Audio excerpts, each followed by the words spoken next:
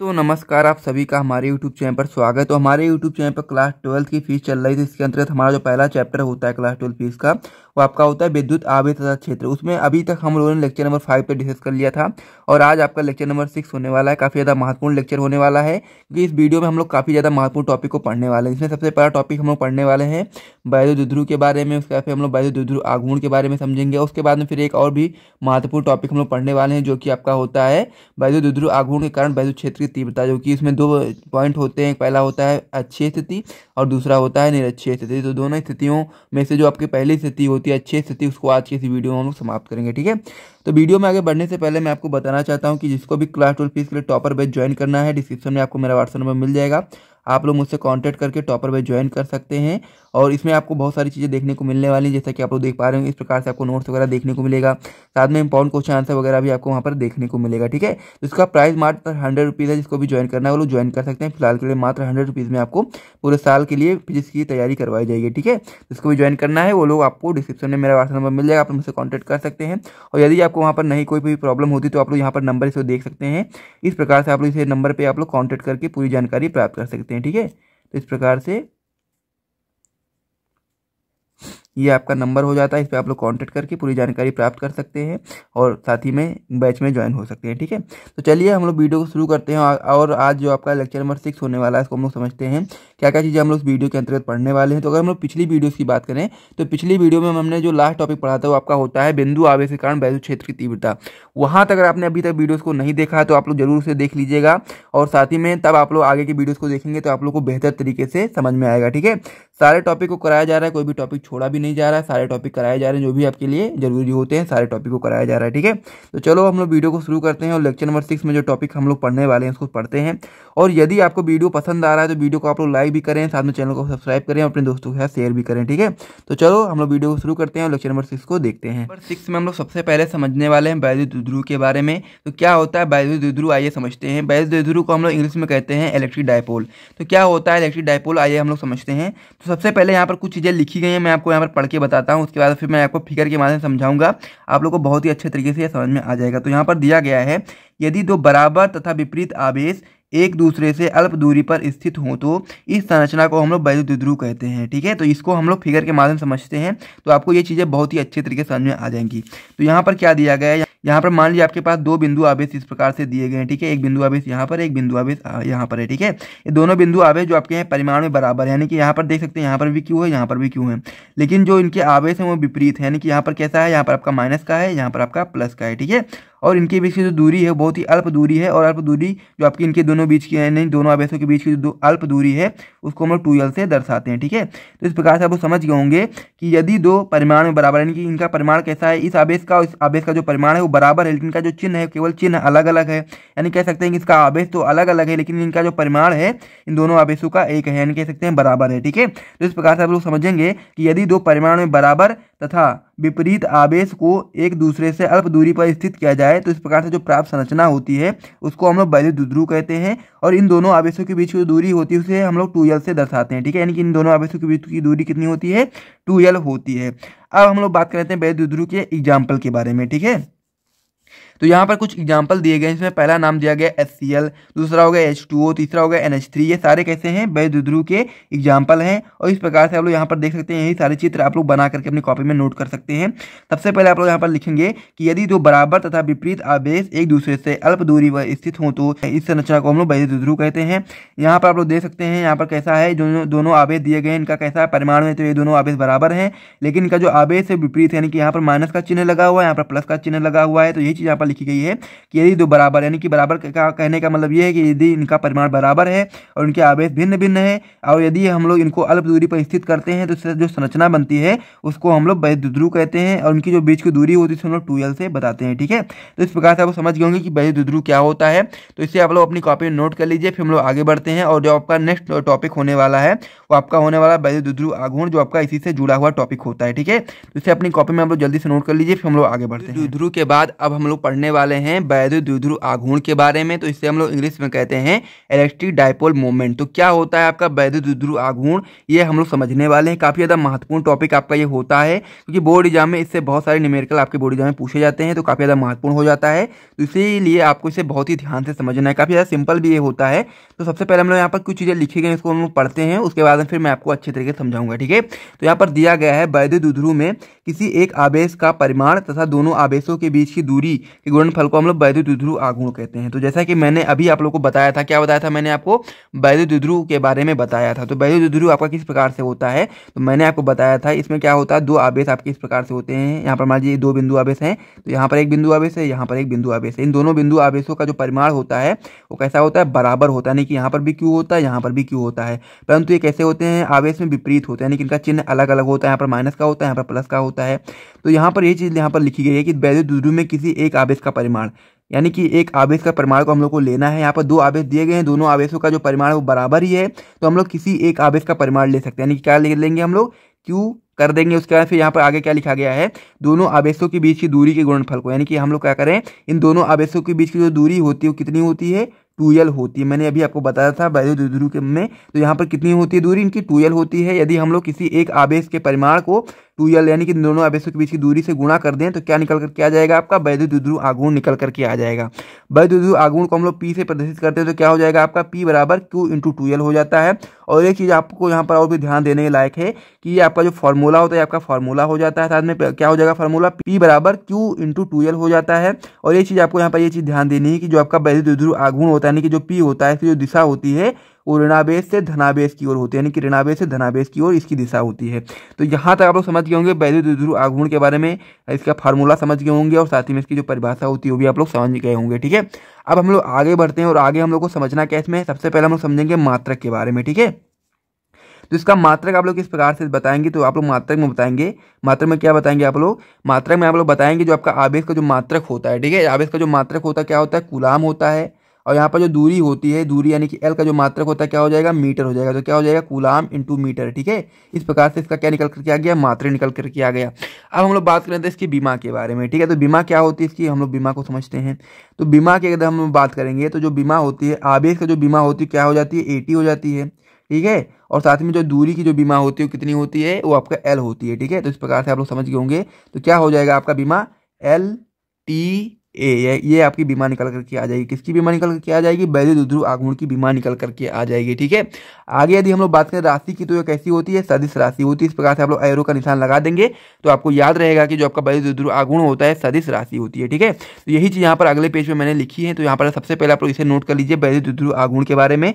तो आप लोग लिखेंगे वैद्युत द्विध्रुव में किसी एक आवेश का परिमाण, जैसे कि मैंने आपको बताया कि दोनों आवेशों के जो परिमाण होते हैं बराबर होते हैं, तो किसी एक आवेश का हम लोग परिमाण ले लेंगे तथा दोनों आवेशों के बीच की जो दूरी होती है इसको यदि हम लोग एक आवेश के परिमाण के साथ गुणा कर देंगे तो आपका वैद्युत द्विध्रुव आघूर्ण निकल करके आ जाएगा। तो फॉर्मूला क्या बन जाएगा आपका, P बराबर Q इंटू 2L बन जाएगा। उसके बाद में फिर मैंने आपको मात्रक बताया, बीमा बताया, और साथ ही में राशि के बारे में जानकारी दी, ठीक है। तो यहाँ पर आप लोग यहाँ पर नोट कर सकते हैं। आगे पेज पे मैं आपको यहाँ पर दिखा देता हूँ।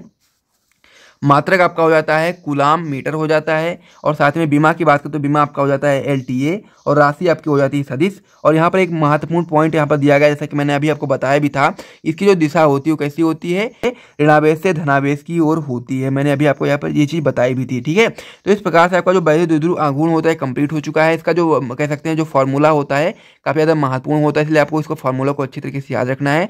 तो इसे आप लोग अपनी कॉपी में नोट कर लीजिए, फिर हम लोग आगे बढ़ते हैं, ठीक है। तो सबसे पहले हम लोग इसमें नोट करेंगे इसी परिभाषा को, उसके बाद फिर हम लोग इसकी फार्मूले को नोट करेंगे, फिर हम लोग मात्रक को, बीमा को और राशि को नोट करेंगे, और उसके बाद में फिर हम लोग यहाँ पर इसकी दिशा के बारे में नोट करेंगे, और इसके साथ ही में जो आपका वैद्युत द्विध्रुव आघूर्ण होता है का टॉपिक समाप्त हो जाएगा। तो इसे आप लोग जल्दी से अपनी कॉपी में नोट कर लीजिए, फिर हम लोग आगे बढ़ते हैं, ठीक है। आघूर्ण के बाद अब हमारी बारी है वैद्युत द्विध्रुव आघूर्ण के कारण वैद्युत क्षेत्र की तीव्रता को ज्ञात करने की।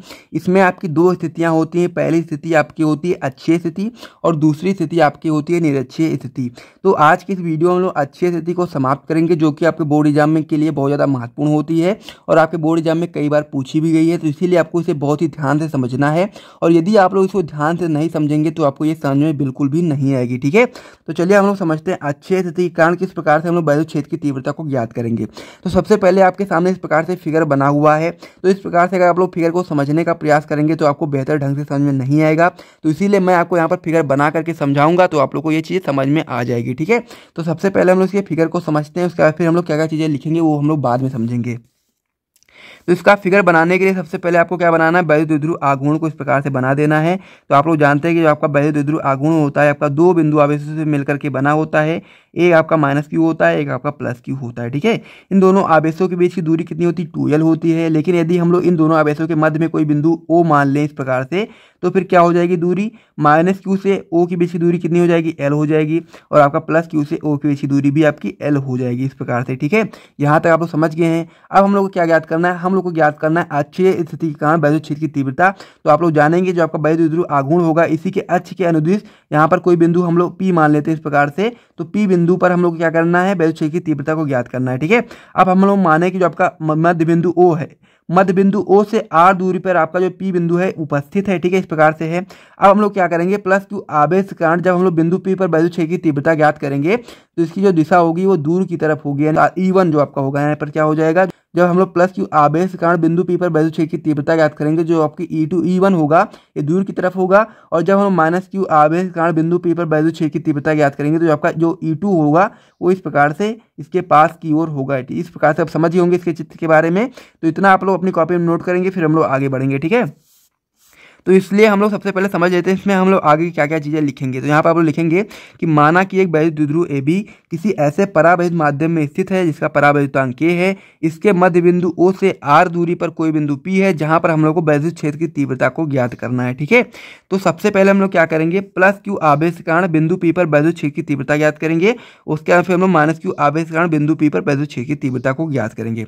तो सबसे पहले हम लोग को इसको ज्ञात करने से पहले हम लोग को पता होना चाहिए कि वैद्युत क्षेत्र की तीव्रता का फॉर्मूला क्या होता है। तो जो आपका वैद्युत क्षेत्र की तीव्रता होती है इसका फार्मूला आपका हो जाता है E = 1/4πε0, क्योंकि ये आपका जो का बिंदु आवेश है ये कैसे माध्यम में रखा गया, परावैद्युत माध्यम में। तो यहाँ पर क्या हो, K हो जाएगा। ठीक है, और आगे आप लोग बताएंगे Q/r²। ठीक है, इस प्रकार से आपका क्या हो गया, वैद्युत क्षेत्र की तीव्रता का फॉर्मूला हो गया। तो इसीलिए हम लोग यही फॉर्मूले का यूज करेंगे इसमें। तो सबसे पहले आप लोग बताएंगे इसमें, आप लोग बताएंगे कि +q आवेश के कारण बिंदु P पर वैद्युत क्षेत्र की तीव्रता। तो क्या लिखेंगे, E1 बराबर क्या हो जाएगा, यहाँ पर मैंने आपको बताया भी है E1 का आएगा। तो E1 बराबर क्या हो जाएगा, E1 बराबर आपका हो जाएगा 1/4πε0K Q, और साथ में इसकी जो दूरी कितनी हो जाएगी, यानी कि जब हम लोग +q आवेश के कारण बिंदु P पर वैद्युत क्षेत्र की तीव्रता को याद करेंगे तो इसके बीच की दूरी कितनी हो जाएगी। तो यदि हम लोग दूरी की बात करें तो इसके मध्य बिंदु जो O है और Q है, Q के बीच की दूरी कितनी है, L है। और साथ ही में जो आपका मध्य बिंदु O है और P के बीच की दूरी कितनी है, R है। यदि हम लोग R से L को घटा दें तो कितनी दूरी निकल कर आ जाएगी, +q से P के बीच की दूरी निकल करके आ जाएगी। तो यहाँ पर आप लोग देखेंगे कि L - R कर देंगे तो आपका +q से P के बीच की दूरी निकल करके आ जाएगी। तो यही चीज़ यहाँ पर आप लोग यूज करेंगे कि E1 बराबर 1/4πε0K Q/R - L का होल स्क्वायर। ठीक है, इस प्रकार से होगा। पहला ये कह सकते हैं समीकरण आप लोग बना लेंगे।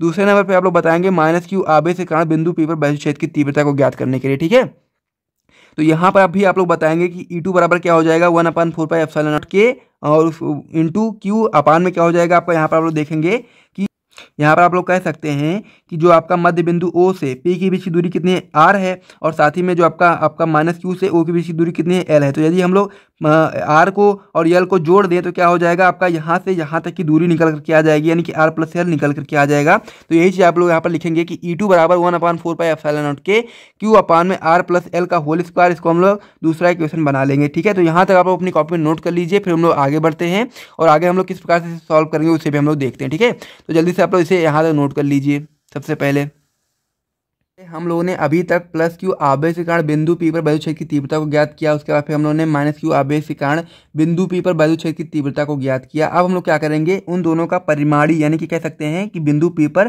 परिणामी वैद्युत क्षेत्र की तीव्रता को हम लोग अब ज्ञात करेंगे। तो क्या हो जाएगा, E बराबर E1 - E2। ठीक है, तो E1 की जगह पर हम लोग E1 की वैल्यू को लिखेंगे जो मैंने अभी आपको बताया था, और E2 की जगह पर हम लोग E2 की वैल्यू को लिखेंगे। यहाँ पर आप लोग देखेंगे कि जो आपका E1 है तो E1 की जगह पर हम लोग लिखेंगे 1/4πε0K Q/R - L का होल स्क्वायर। और साथ ही में जो आपका E2 है, E2 की जगह पर हम लोग लिखेंगे 1/4πε0K Q/R + L का होल स्क्वायर। ठीक है, तो इस प्रकार से आप लोग यहाँ पर लिखेंगे।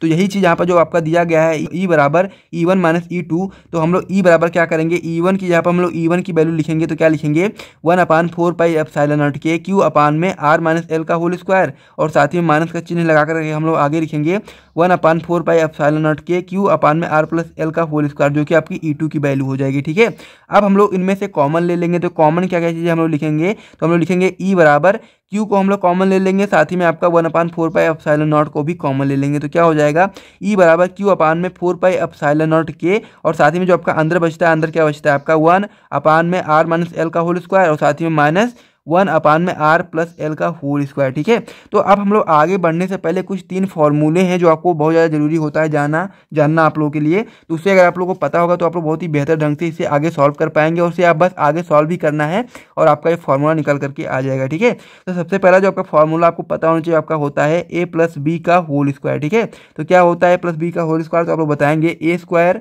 + b² + 2ab। ठीक है, दूसरा फॉर्मूला आपको पता होना चाहिए a - b का होल स्क्वायर। ठीक है, तो ये भी आपको पता होना चाहिए। तो क्या होता है इसका फॉर्मूला a² + b² - 2ab। ठीक है, और तीसरा फॉर्मूला जो आपका होता है वो आपका होता है a² - b²। ठीक है, इस प्रकार से आपका जो तीसरा फॉर्मूला होता है a² - b² बराबर क्या हो जाता है a - b ब्रैकेट में और साथ ही में a+b ब्रैकेट में। इस प्रकार से आपको 3 फार्मूले पता होने चाहिए, क्योंकि इन तीनों फार्मूलों का हम लोग इसमें यूज करने वाले हैं।